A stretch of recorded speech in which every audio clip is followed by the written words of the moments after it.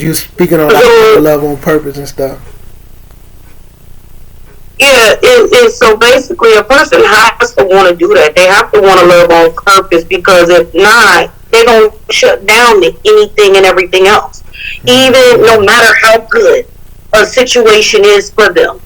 Okay. So it's going back to like how you mentioned, simple fix.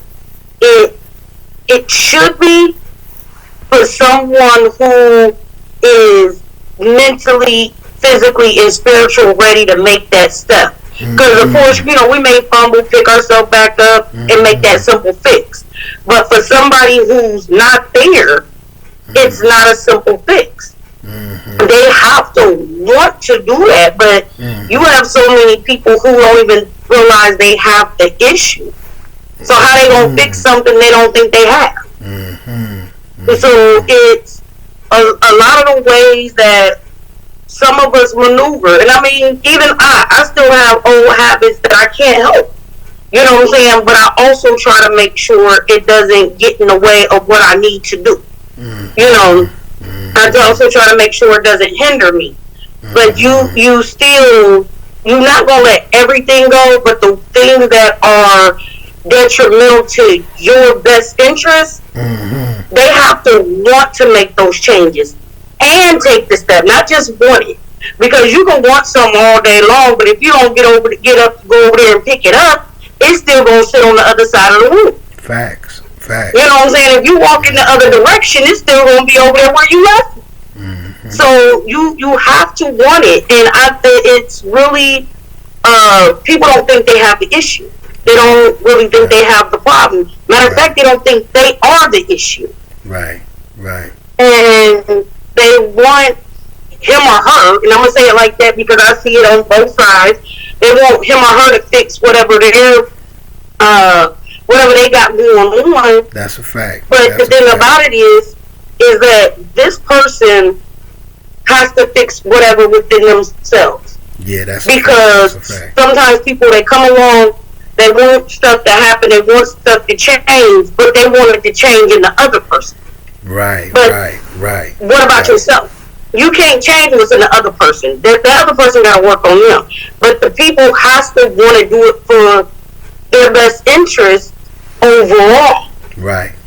You know what I'm saying? And it's nothing wrong with taking care of yourself. You know, we so worried about what we look out here, what we look on the physical side, but what about what's on the inside? Right. Because you have a lot of beautiful what they say, you got a lot of beautiful people walking around dead.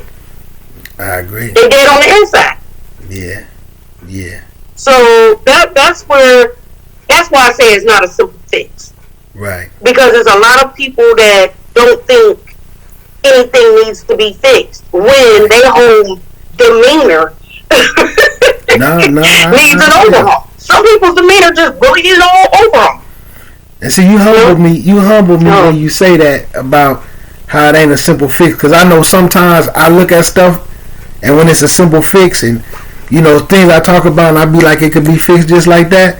And I guess because I look at it that way, it's that simple for me, but it ain't that simple for everybody else. So you humble me right there, because now I got to look at it like that. Like, just because I think it's simple, don't mean it's simple for everybody else. Because like you said, some people don't even know that it's wrong or don't know the next step to take.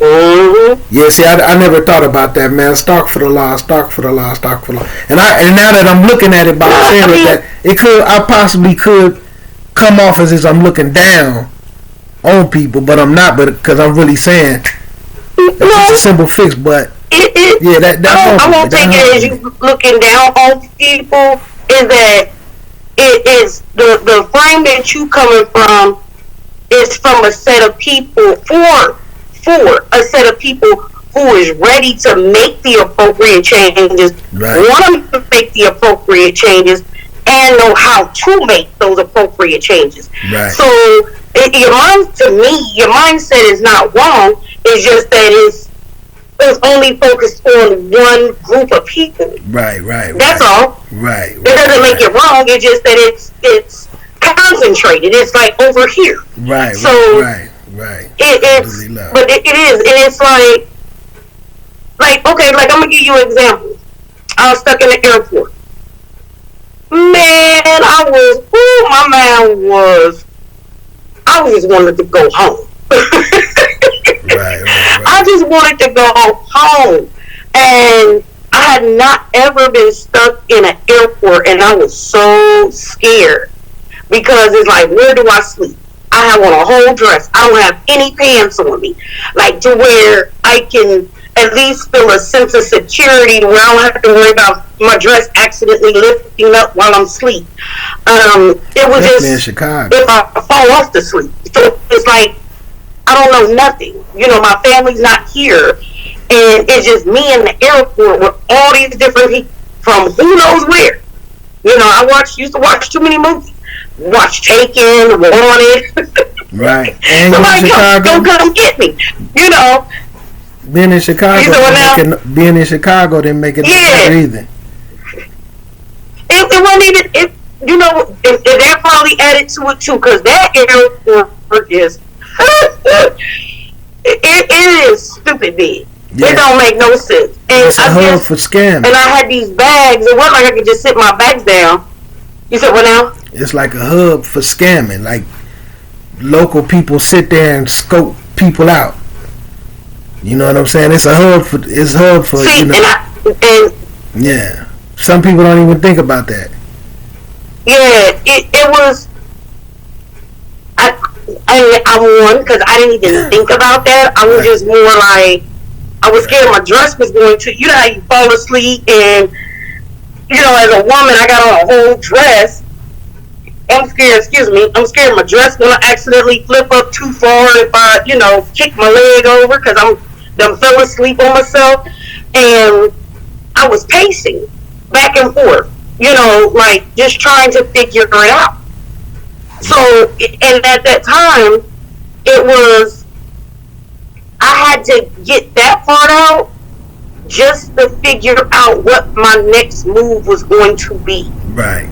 But for somebody who don't want to find a solution, right, yet they want to point at somebody else to get the solution, right, they still would have been pacing back and forth, back and forth. Right. I was just like, I done found parts of the airport that I didn't even know existed. Right. I was like, oh, this is over here. Y'all got like 27 other Starbucks up in there.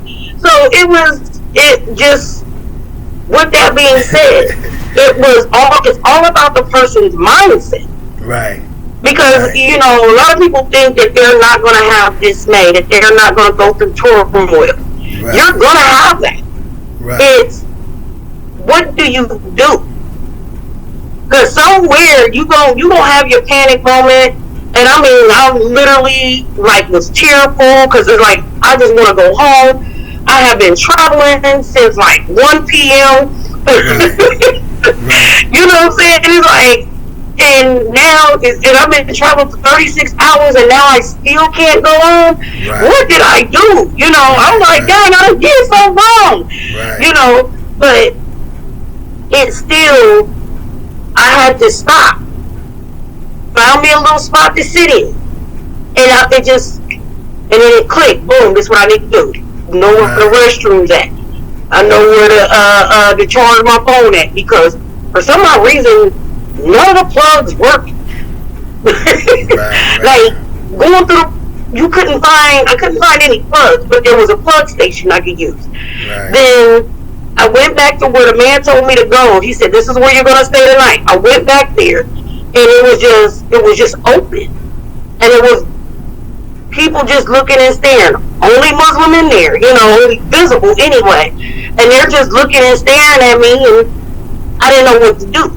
Right. And that was the first time I've ever been in that type of situation. Right. So, with that being said, I had to stop, evaluate everything as a whole, and then I also had to tell myself, Allah made sure before all this happened, Allah made sure that you made it back to the United States. Right. So technically, even though you're not at home in your city, you're at home. Right. You can get home. One way or another. It may take you a couple days, but you'll get there. Right. And then it's just having that. So a lot of people won't see that mercy in that. They won't even see the favor in that, the protection in it. Right. Because even though, like, I fell asleep next to a lady, I woke up and there was the whole man right there, closer than what the lady was. So, but the thing about it is, it was right. I was like, oh my gosh, what is going on? Right. But it was an older lady that was old enough to be my grandmother. It's not older. Right. She actually, when I drifted off to sleep, that lady stayed up and she told me she watched me. Right. To make sure that I was okay. Yeah.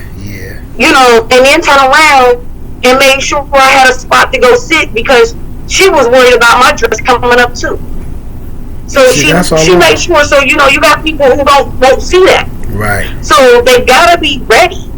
Right. And they have to be willing to be open up for the various possibilities. And if they're not ready for that, it's not gonna be simple for them. Right. I agree. But so, because you bringing up the airport thing, we could go ahead and move into the Umrah part. You know what I'm saying? Because that's when you got trapped in the airport. You was coming back from Umrah, right? I mean, you know, yes. I know, but you know. So the thing about in Umrah, the first thing that you got to bring up, because I've been looking at it from two perspectives. We definitely got to talk about the transgender thing, starting off. Just seeing, no, because I got two perspectives. You know, I always try to be optimistic, but like for the people who don't know about it, just break down a little bit, like transgenders making Hajj and Umrah, like doing the actual rituals, and how you could tell, you know, with the birth certificates and all that. So, whenever you do your passport, and then even if you get like a what is that federal stamp on your ID, on your driver's license or state ID, you have to turn in your birth certificate. Okay. So on your birth certificate, of course, it tells them what you were born as. Okay. So it is what it is. So when your passport come back, your passport is going to have your gender at birth, regardless if you changed anything on your body. Right. I don't care if you changed your hair color, if you added tatas, or if you took them away. It doesn't matter. Whatever authorizations you felt like you needed to do, that birth certificate is what it is. Which makes sense why they're trying to get the birth certificate thing changed. Yeah. So that's here in the United States, though. That's here in the United States where they're trying to get that, you know. But whatever's on your birth certificate. Okay. And to be honest, they really want the one to verify your citizenship. They really want the one that matches your actual birth. Okay. So, to where, because they know that people are trying to get their birth certificate, the gender on their birth certificate changed to what they look like. Okay. So it can match their ID. Okay. So now you can go get a state ID or driver's license that doesn't have that federal compliance stamp, because you don't have to show a birth certificate. And if you show up as a woman, you can mark woman. Okay. They're not going to question it. Okay. But if your birth certificate says man, and you walk up in there with a rack, they still got to put male on your driver's license or your ID for the federal compliance. Yeah. They still have to do it for your passport. Right. So, now, I said that on purpose, the top part. Because it's going to go into what happened. Yeah. So, when you get your visa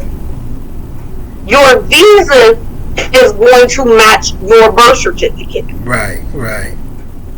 Excuse me. It's going to match your passport. Yeah. So, your passport matches your birth certificate.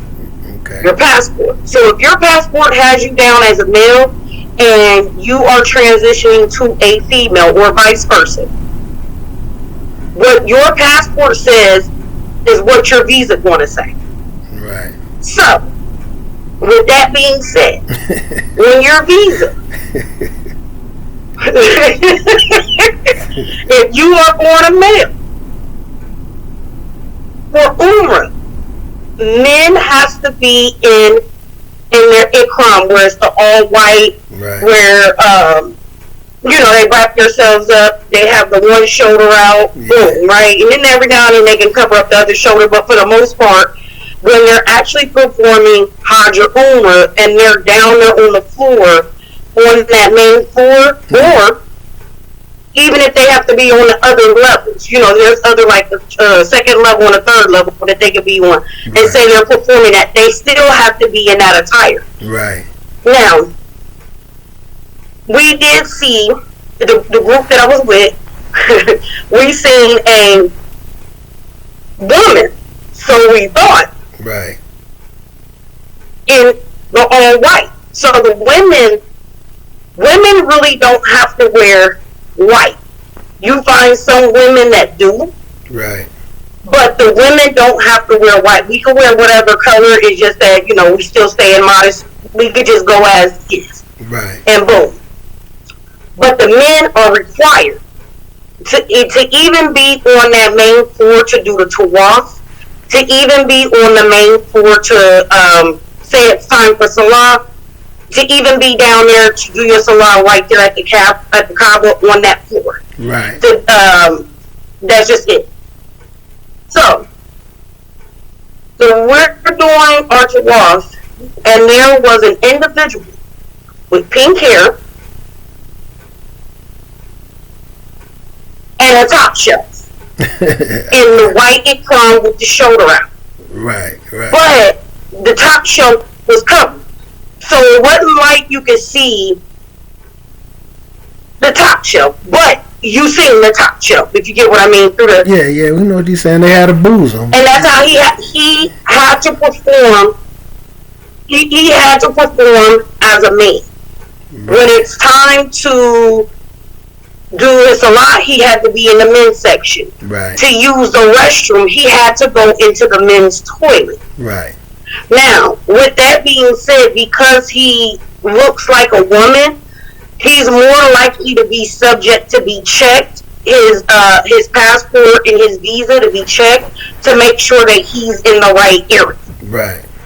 Now, even though he was performing, when you're down there doing your tawaf, it's very tight.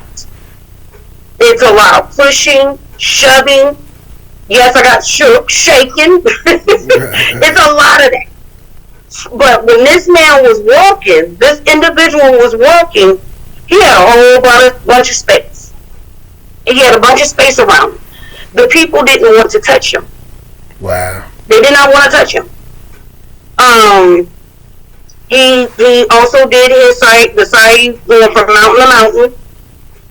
He had plenty of room. And sometimes even doing that, there's not a lot of space. Right. I'm telling you. No, I feel you. He had plenty of room. But at the same time, you will perform. So if you change your physical outer appearance, your birth certificate identifies you as what your mother pushed you out as. Right. That's how you will perform your Umrah or your Hajj. There is no getting around it. Right. And if they feel like you will not follow the rules, they will put you out. They will ban you. Right, right. They do have women soldiers and male soldiers. You really don't see a lot of the women soldiers. Yeah. Because now that I think about it, I didn't see any women soldiers in Mecca. But they do have women security. And they big and burly. Right. They big and burly. No, I feel you. They big and burly, but they do have women security. Right. The women housekeepers and the women security, you will only find in the women's section. the men soldiers, the men soldiers you found throughout everywhere else where men can be or where it's unisex. Right. So like doing a tawaf and going between the two mountains, you will find, right, men's security. But in the women's section, when it's time to pray or say you want to go to the masjid, it was only women in those areas. So, and you can tell who's the workers, you can tell housekeepers were mainly men. So even being here, like, you find a lot of women working in the United States. And I'm not saying, we already know men work, right? Right. Over there, I've seen total opposite. It was men housekeepers. When you go through passport control, when you go through customs, men. Right. You might find one woman, especially when you go through the little scanners. Where women will pat you down if they need to. Right. But because the men won't pat you down. They will not pat you down. They will literally get a woman to pat the women down. But you will find excessive men working everywhere.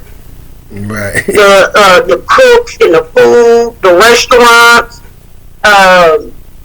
If you go to the marketplace, like the stores, the mall, it was mainly men. Right. So it does give, like, when we hear how it's not good for the women to go in the marketplace, you know what I'm saying? Like, here in the United States, we don't have that much happen. Like, we could walk into the grocery store, get what we need, and go about the business. 9 times out of 10, most cases, no one's going to bother. Every now and then, we might have a little, somebody trying to do a cat call or whatever, blow it off, or security, just whatever. But there, the sisters, the men will pop out of nowhere. They will call you Khadijah, Aisha, Fatima. Like, literally, like, what? And I'm like, that's not my name, so I'm going to keep walking. Only to women of color? They only do it to women of color? I think they do. I'm going to tell you, it seemed more like they did it to women that look like they're not from there. Oh, okay. So I'm not going to say a color, because we had a white girl with us, and they did it to her too. But she didn't look like she blended in with them, but because the way she talked and carried herself, they could tell she wasn't from there. Okay. So we was told to don't, like when you go into the marketplace, don't tell people that you're American. Don't let them know that.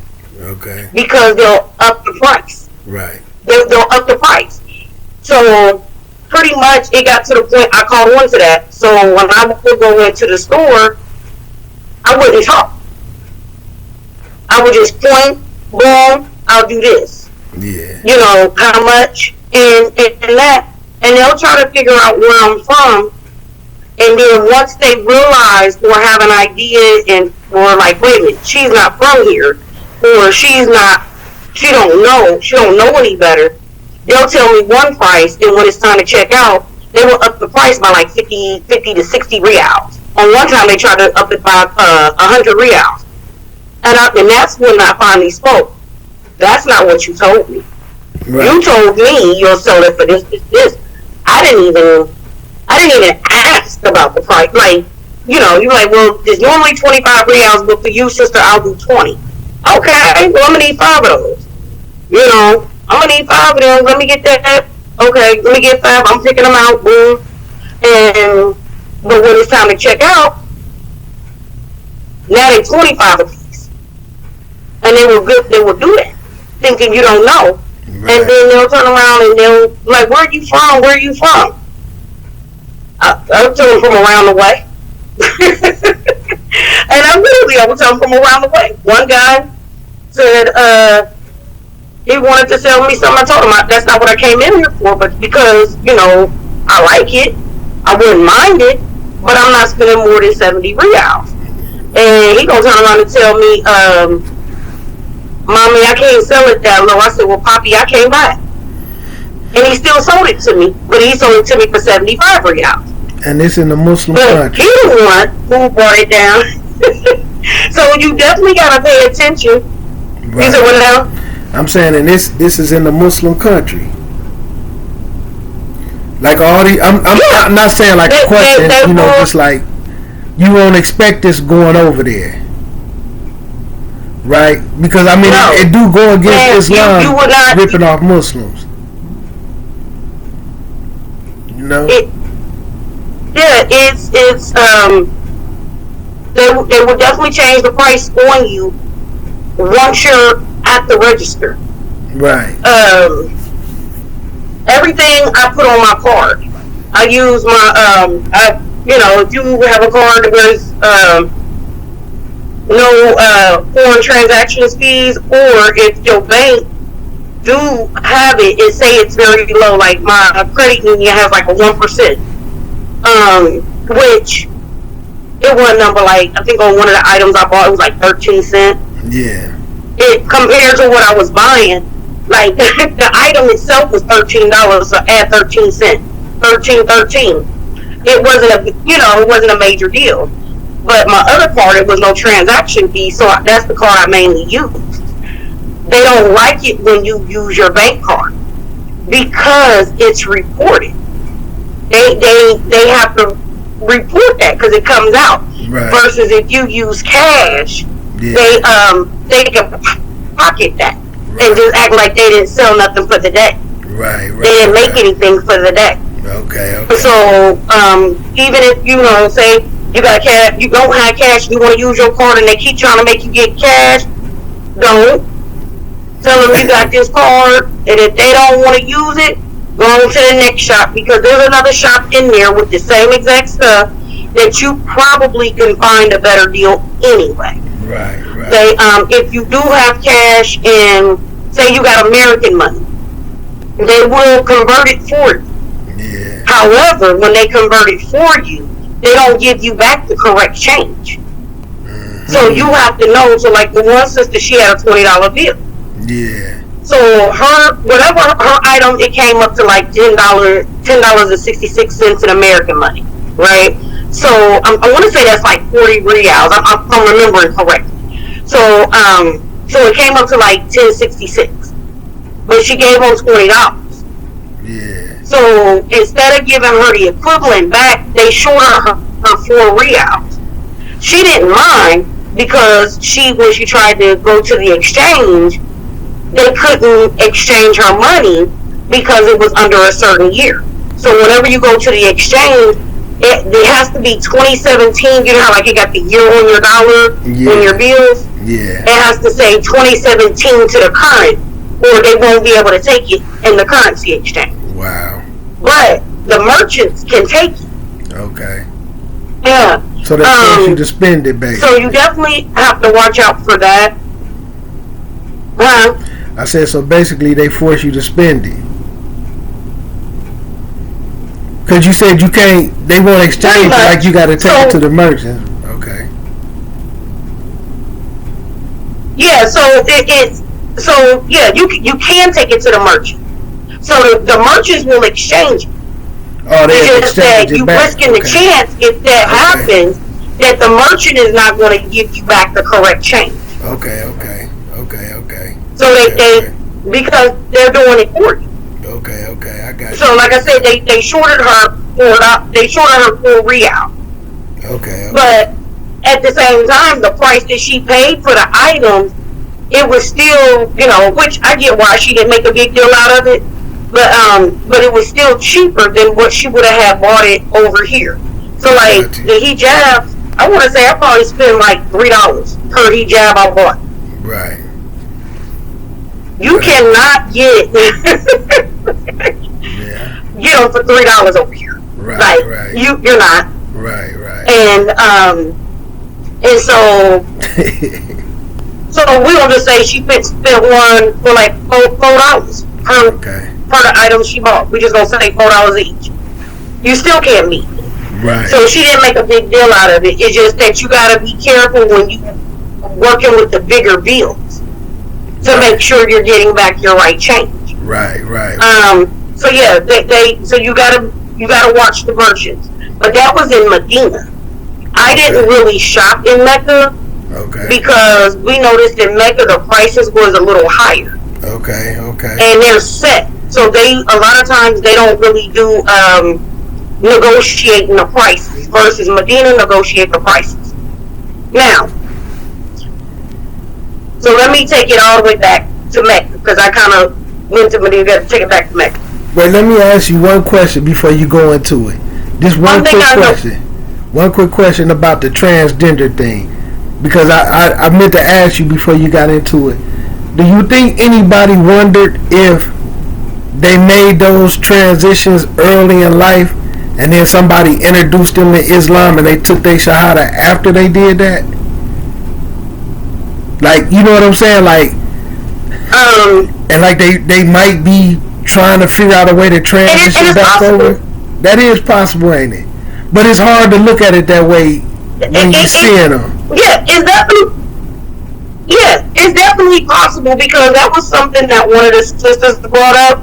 Because somebody was like, "No, like how he over here, and this is how he looked," and it's like he altered his body. Did he not think that he wasn't going to walk around with the men?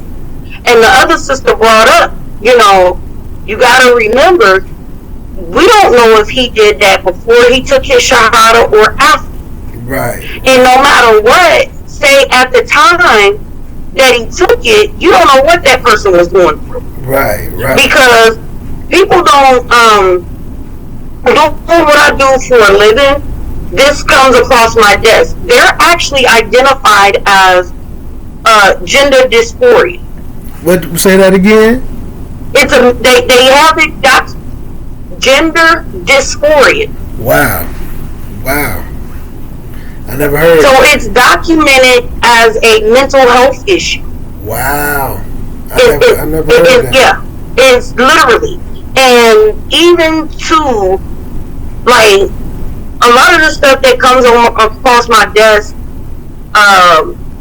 does have to do with behavioral health, and that's how I was like, oh wow, I never, this, and there's a nice amount that come across my desk that are transgender. Okay. Where either they may not be getting their treatments anymore for whatever reason, or they went through their treatment, but then it's because of now having society to accept them as they look now. Yeah. Didn't go the way that they expected. Mm-hmm. So basically, the push that we have in the United States of this alteration of your body in the way you feel like. So if you feel like you're a woman and you were born a male and you do that alteration, they don't care over here. Right. They ain't got nothing to do with them. That's between you and Allah. But what they do know is you gonna go to this Kaaba. They know you're going to go in this masjid. You're going to go on the right side. Right. Just like even here, there was a masjid that I was going out to in Xenia. And there was a person who came in. I just thought the person was a big burly woman. I'm not going to lie. Right. I said, dang, that's a big woman. But the more I got to looking, this is a man. Right. We there. Yeah, it's showing like 40 seconds. So you seen the same thing in the masjid in America? You said, or you said Xenia? What you say it was? Yes. Wow. Xenia.